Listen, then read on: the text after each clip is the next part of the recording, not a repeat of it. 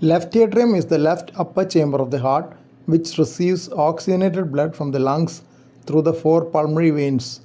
They are the right superior, right inferior, left superior and left inferior pulmonary veins. Pulmonary veins join the posterior part of the left atrium, which is smooth and formed by the incorporation of the embryonic single pulmonary vein and its branches into the left atrium. Left atrial appendage is a finger-like outpouching of the left atrium, which is an important source for clots in thromboembolism in atrial fibrillation.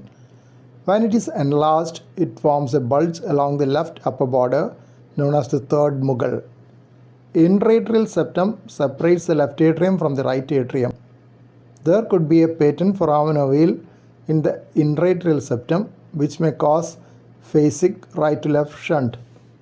Left atrium is the posterior-most cardiac chamber which lies in close proximity to the esophagus. That is why left atrial clot can be visualized well in transesophageal echocardiography. For the same reason, catheter ablation within the left atrium for atrial fibrillation has a potential risk of atrioesophageal fistula, a dreaded complication. Fortunately, it is rare with esophageal temperature monitoring and other meticulous precautions during catheter ablation in left atrium. Proximity to the esophagus also explains the mechanism of odynophagia or painful swallowing which can occur in pericarditis. Other important structures immediately behind the left atrium are the tracheal bifurcation and descending thoracic aorta.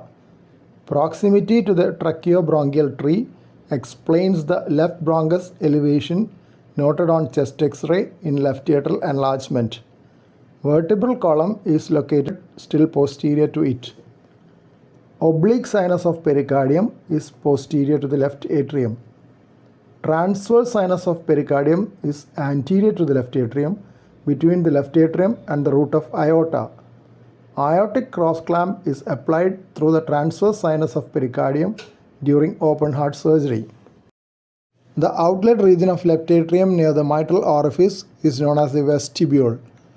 Mitral isthmus is the region of left atrium between the orifice of the left inferior pulmonary vein and the mitral hinge line.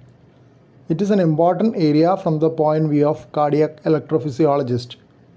Mitral isthmus ablation is used to treat perimitral atrial flutter, similar to cavo-tricuspid isthmus ablation used to treat atrial flutter with circuits in the right atrium. In mitral isthmus ablation, an ablation line is created from the left inferior pulmonary vein to the lateral mitral annulus. Epicardial aspect of the left atrium is covered by pericardial fat pads, especially in the venoatrial junctions, interatrial grooves, along the coronary sinus and the roof. Ganglionated plexi are located in the subepicardium, while the preganglionic parasympathetic and postganglionic sympathetic fibers are there in the fat pads.